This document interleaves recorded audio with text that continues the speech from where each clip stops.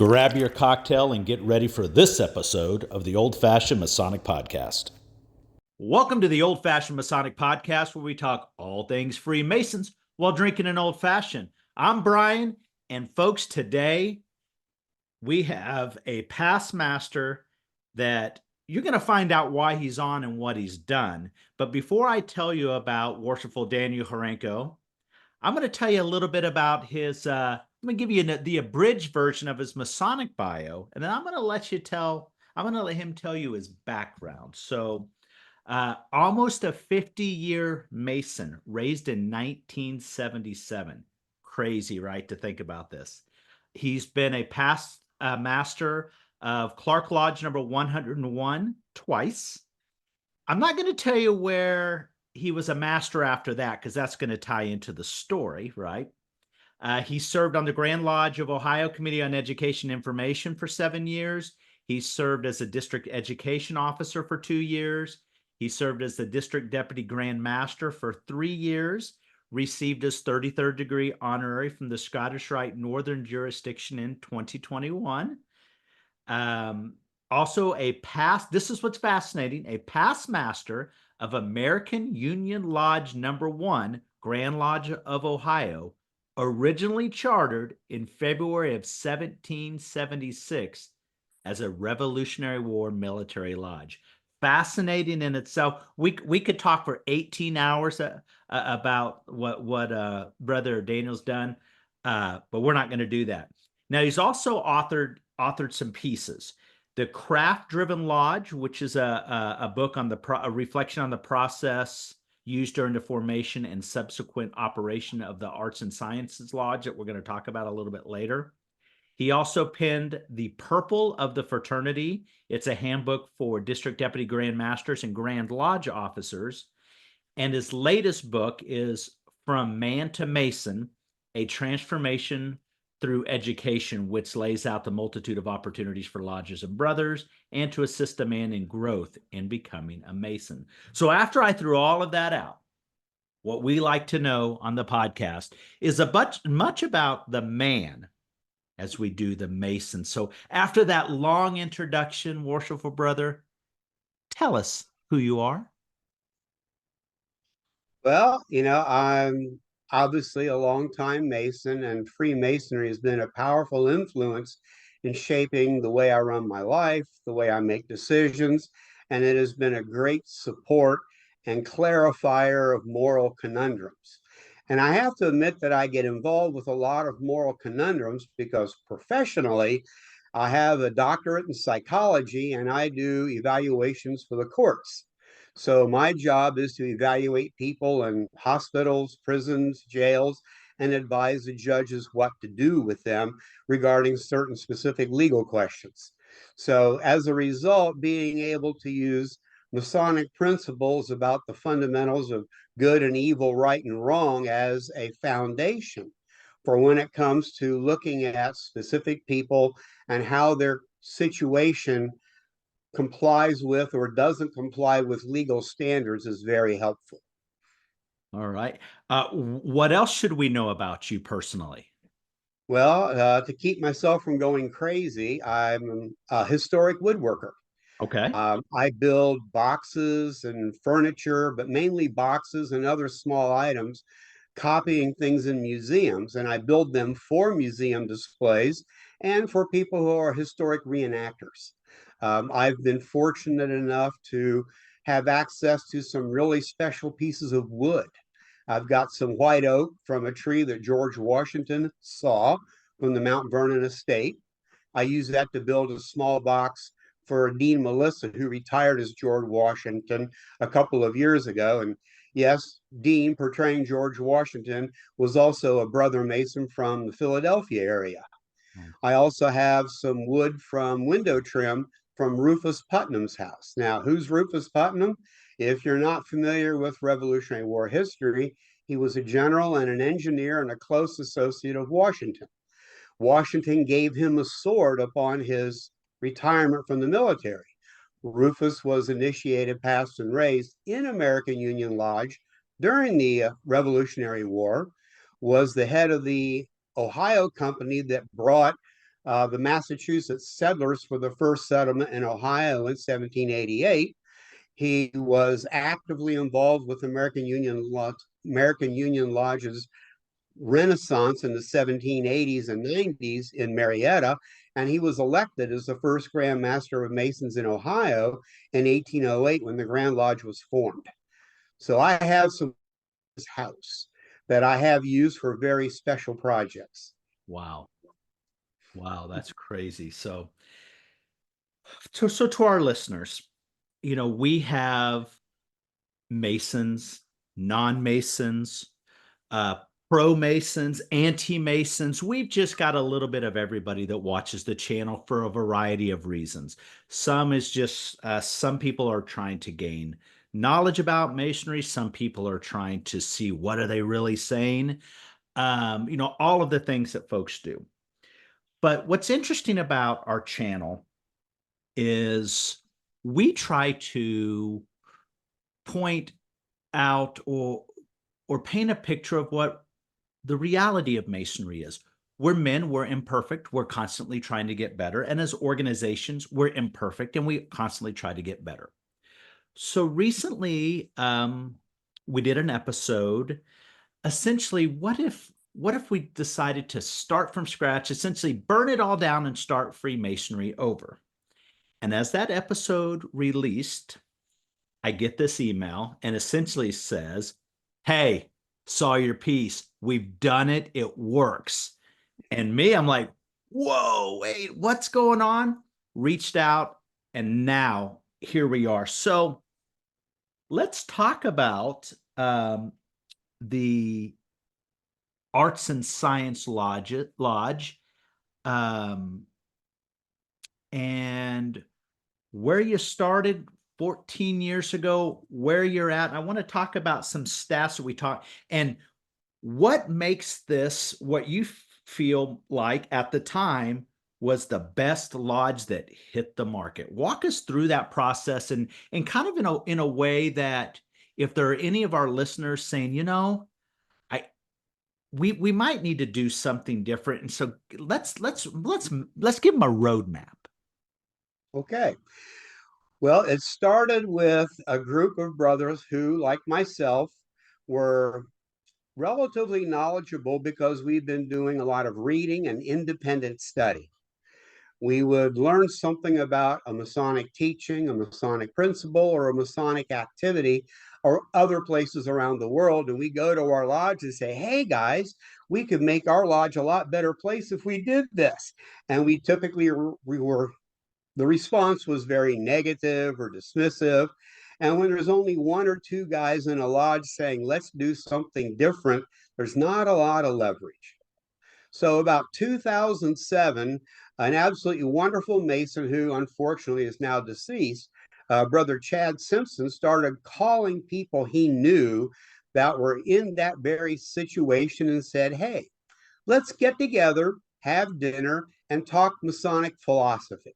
Now, I make a very clear distinction between Freemasonry, the organization, from Freemasonry, the philosophy. Right. And this gets me in hot water with some of the gold chains.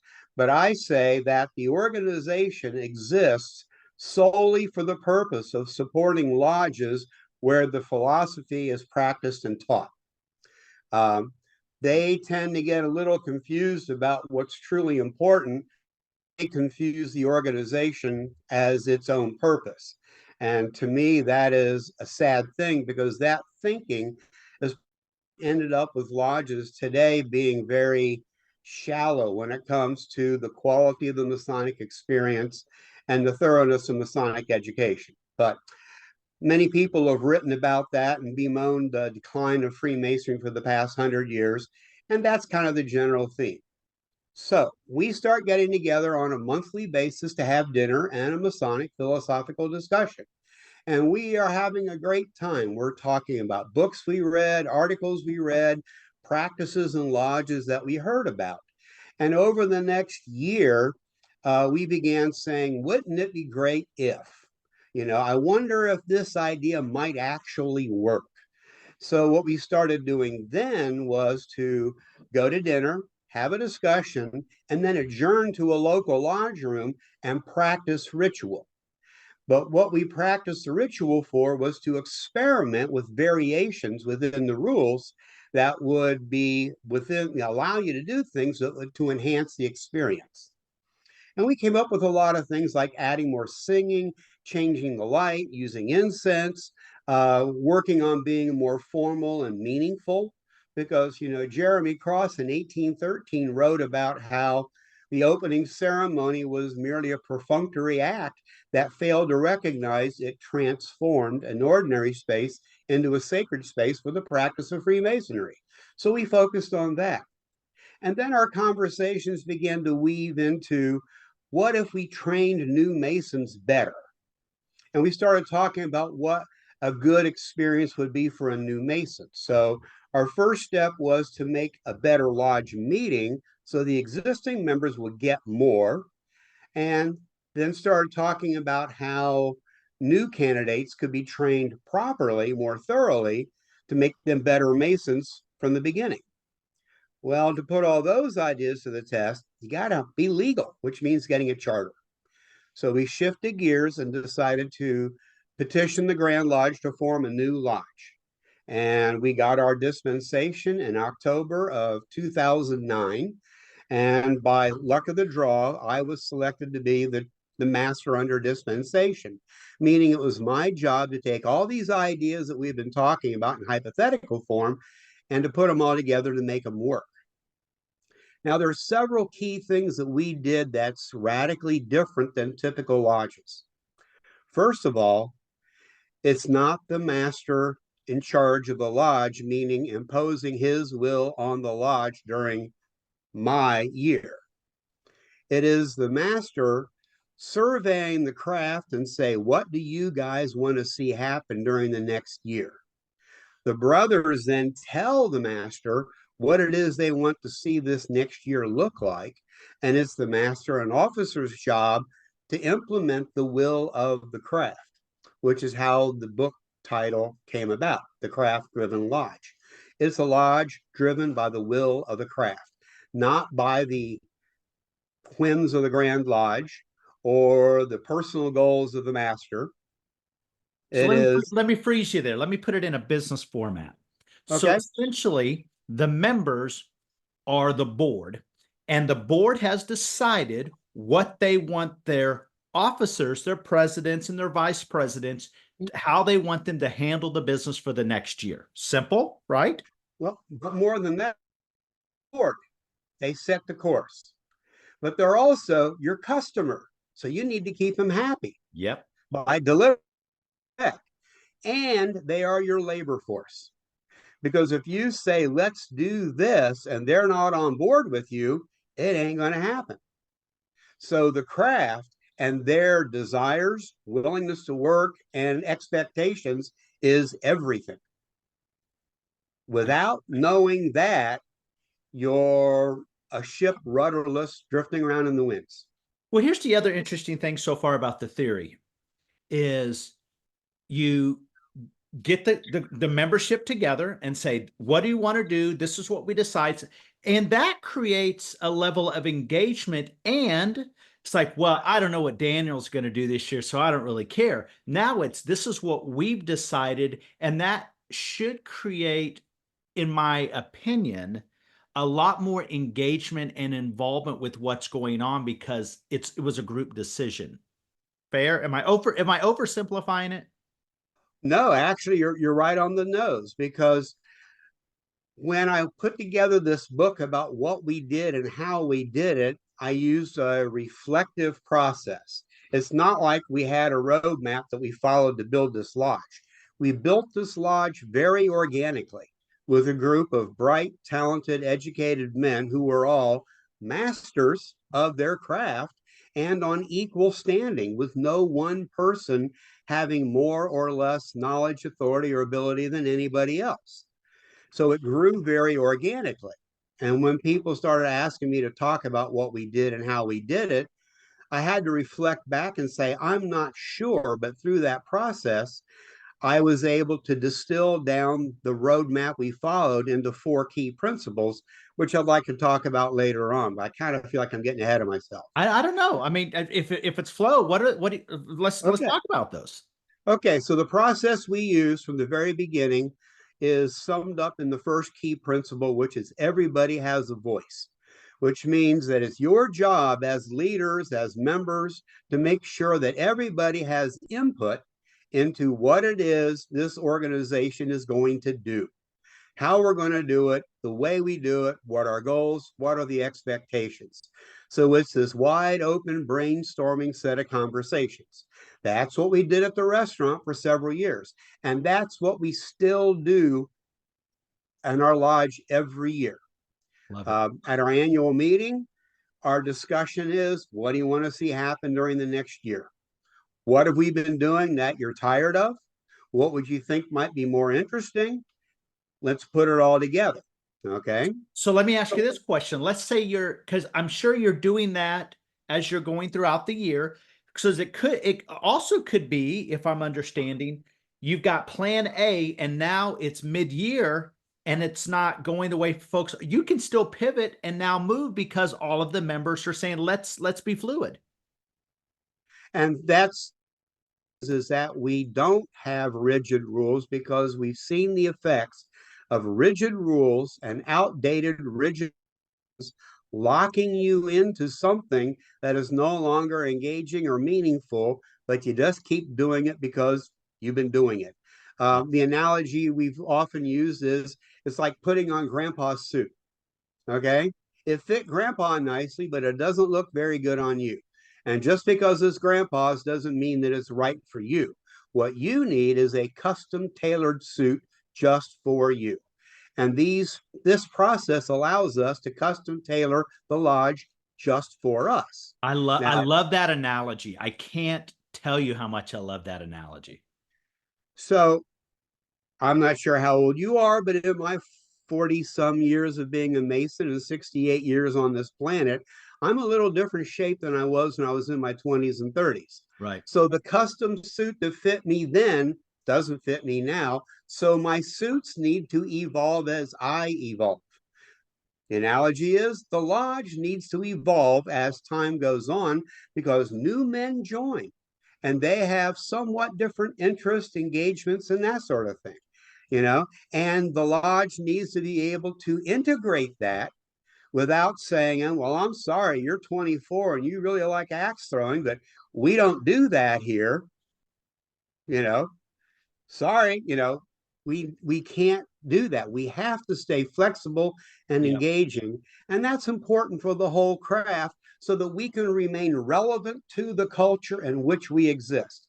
We can't influence the culture if the culture and we do not exchange information I through agree. them coming to us, learning and taking it out to the world. And I want everyone listening is this. Sometimes the old guys in masonry get a bad rap. This is coming from a nearly 50-year Mason with this progressive idea. And I'll tell you this, there's two things that Masons hate. One, they hate the way things are, and two, they hate change. And there's the conundrum. So part of the challenge now, because we started with a new lodge rather than transforming an existing lodge, we didn't have a whole lot of baggage to deal with in terms of history, traditions, and styles. And so that's the advantage of starting a new lodge. Yep. On the other hand, starting a new lodge still has a lot of growth pains. Mhm. Um, tell a story, okay?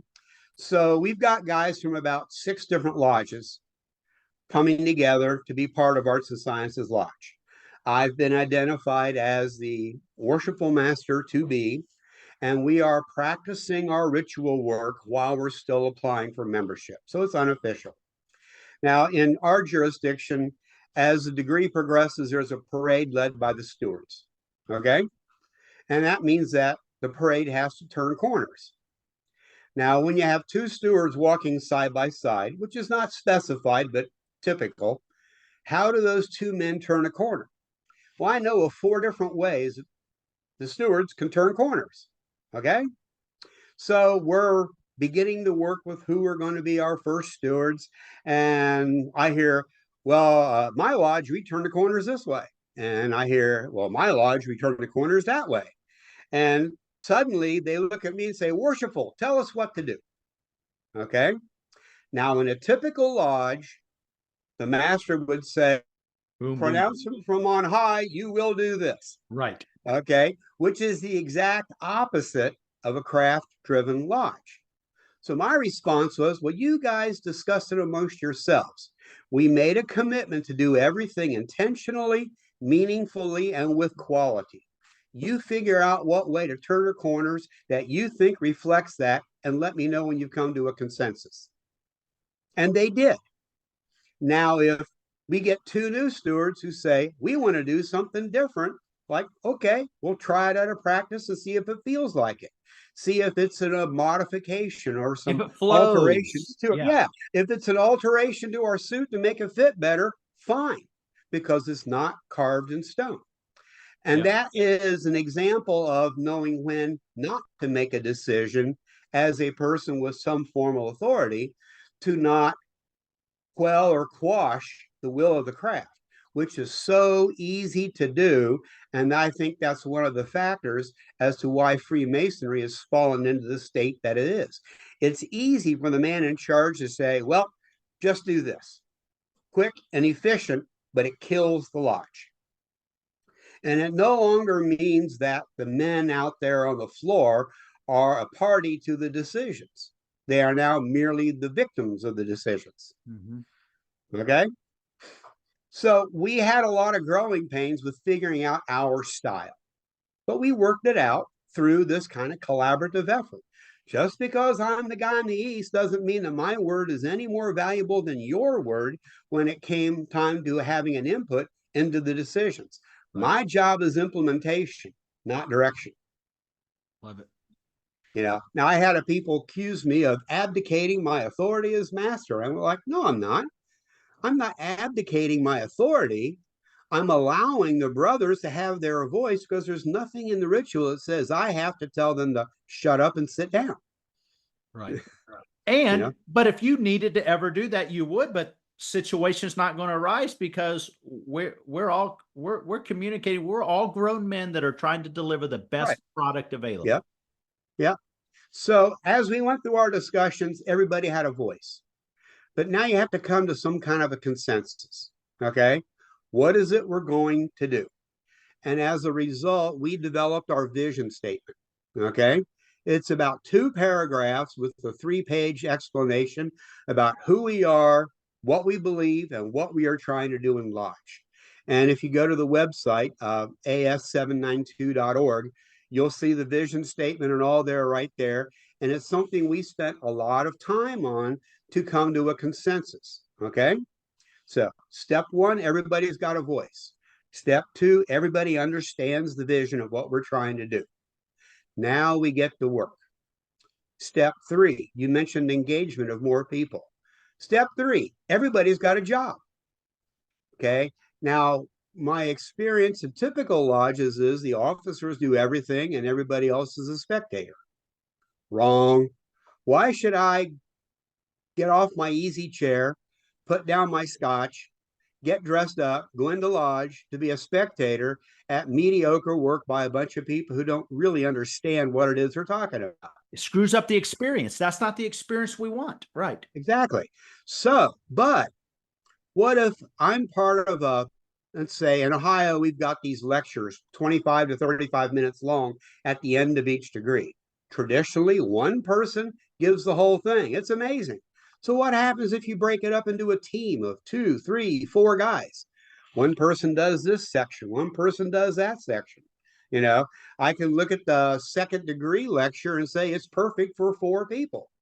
You got a porch, steps, doors, and a middle chamber. Absolutely. It's almost like you're passing them off. Right. Yeah. So now instead of saying, I'd rather sit here and watch, hey, wait a minute, we're doing the 2nd degree tonight, and I promised to do this little part. I'll be missed if I'm not there. Or I was part of organizing this social event. I'll be missed if I'm not there. And suddenly, when you've got 20 guys committed to being an active part of making that lodge work, you're going to have those 20 guys plus a few more there. Right, because they can't just fade off into the sidelines because they have been put to work. And it's like, man, if I don't show up, to your point, I could cause a disruption, and I don't want to be that guy. Exactly. Love it. So now we've got a process for learning what it is the board, the labor force, and the customers want. We've clarified and crystallized what it is we want this to truly be all about. Now we're putting people to work. I think in the opening ritual, it says one of the master's duties is to set the craft to work, not do everything himself, you know? So we got people working. Now, here's the toughest part. Fourth principle: the leaders let the workers work. How do you know how to step back and let them do their job? Well, that's easy when you've invested time in training. Okay. So if someone says, hey, I'm interested in doing the junior deacon's job, we don't elect him junior deacon and then teach him the job. No on the job training. We say, fine, you want to be junior deacon? You need to come down to the lodge building and meet with this group of guys, and we'll have a class on how to be a junior deacon. It takes about an hour to an hour and a half. We'll go through ritual, floor movements, the purpose and explanation as to why that's important, the symbolic meanings attached with all those little duties. And then you will have figured this job out really well. Then at the next meeting, you pro tem that job to show everybody in the lodge that you can do the job well. Then when it comes time for elections and you say, I'd like to be junior deacon, the guys say, I've seen you do that. You do a good job. I can do this with confidence. Sure. And then when it comes time for the real deals, it's not training on the job. You're trained. You're prepared. You've got this job figured out. So for the The leader, ultimate setting somebody up for success. exactly. you know so part of the leadership then is to figure out who do we got, what talents do they have, how can we employ those talents to the benefit of the lodge in all settings. One of my favorite stories, one of our first guys to join was a guy named Dick Adams. He was 74 years old when he joined, so the odds of expecting him to learn ritual and become an officer was about zero. So what could he do to help the lodge if he's not going to be in office, candidates and all that stuff? Well, he was an amazing salesman through his professional career. So his job was our ambassador. So when we get together for dinner before the meeting, if somebody showed up who was a stranger, his job was to go in, say, hi, I'm Dick Adams. Welcome to Arts and Sciences Lodge. What's your name? What do you want to do? Hey, you need to go talk to so-and-so and get that man integrated to make that connection like a good salesman. He's the grand maitre d'. Yeah, so he had a talent. We applied it to our needs as a lodge, engaging visitors and prospective members. We've got a guy who's a chef. Hey, so you look for talents and you find a way for them to contribute to the life and success of the lodge by contributing the talents they already have. Then we also help them develop new and better talents. We had two men join together. One guy got his EA, and his best friend got his EA at the following meeting. Now, the first guy was very quiet and very shy. But as soon as he got done with his EA, we said, hey, look, we'll work with you and teach you the EA charge in the next month so you can give it to your best friend. That's cool. Okay. We look for ways to give a guy a job. And the leaders are responsible for doing all that work behind the scenes. So being a leader in a good lodge is 10 hours of work for every 1 hour of lodge meeting. But it's training, educating, organizing, planning ahead. Okay. If I were to start another business today, I hire you as the consultant because you have done the biggest problem in Masonry, in my opinion, dudes and egos. The number one problem in Masonry and how this lodge was created based on the foundation of it, it eliminates sorry, it reduces the likelihood that dudes and egos will run the show. I love the format, and you know, there's going to be the other camp that are going to be, oh my gosh, he's just abusing the power of a worshipful master. Well, no, I would argue, go back to the statement about the suit. The people who are probably complaining the most about may not buy into my idea of starting over from scratch, or your idea where you've started over from scratch. I would bet their lodges are going this way quickly, especially if they're in a leadership position. So they're not being open-minded, Mhm. because our grandfather's masonry is not what our masonry, and your masonry looks different than my masonry. And we have to make, basically, the members of the lodge, by getting the input, we're allowing everyone's vision of masonry to be discussed and deployed. Fair? Okay. And we create, now it requires everybody to be kind of tolerant. Okay. But isn't that one of the Masonic It really teachings? is. Isn't that one of those parts of our rough asher we're supposed to be removing? Yep. You know? So as we learn and study Freemasonry and we improve ourselves, we become more understanding and tolerant and accepting of versions of Masonic practices that we may not be familiar with, but we see the value for them because fundamentally we're all brothers. Yep. Uh, our lodge has been from 23 to late 70s. We just had a weekend retreat uh, in the middle of the woods. We had guys from 22 to 68 sitting around socializing and bonding over Freemasonry away from the rest of the world for an entire weekend. I love it. We ate good, we had a great time, and it has become one of the highlights of our Masonic year for our members. I love it. So here's something we had talked about. This lodge has been in existence about 14 years, coming on 15 years. We know that the average retention rate, if we went to look back at lodges for 15 years, they're anywhere from 30% down to probably single digit retention rates in some places. Fair? Yep, that matches the numbers I'm familiar with. So let me ask you this question. What's your retention rate at that lodge in the last almost 15 years? 80%. Nutty. That is nutty. Guys, I just want you to listen to this. So we've been doing it a certain way and we're watching the membership decline. What does it cost you, other than a little bit of energy and effort, right? Attitude, energy, and effort, to say, you know what? I'd like to do this. I want to stay inside the bounds of what I can do in insert jurisdiction, and screw it. Like we said before, if I were to start something from scratch with no regard, what would it be? Why don't you, if you really want to make a difference and you've got some like-minded people, why not try it as an occasional lodge, try it as an affinity lodge, just to try to get the boots on? Because you can go from you can turn your occasional into a full-fledged, or your affinity into a full-fledged, if you just want to test it, right? But I guess i'm not talking I'm not talking to Daniel, I'm talking to the listeners. If you want to be part of the solution, you have a case study that's worked. This is, and a big part of it is from an older Mason who is thinking progressive. You're thinking, oh, I'll just turn it over to the 20 somethings. No, we need to have all visions. Somebody in their 50s, somebody in their 60s, somebody in their 20s. We need to figure out what our masonry, what we want our masonry to look like, and change it. Fair? That's an excellent way to put it.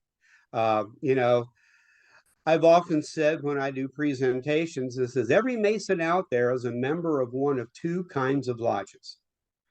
There are lodges that are going to explore the meaning and philosophy of Freemasonry and modify their practices of Freemasonry to remain relevant to the community and the society at large, which means that they will then need to be flexible and all that.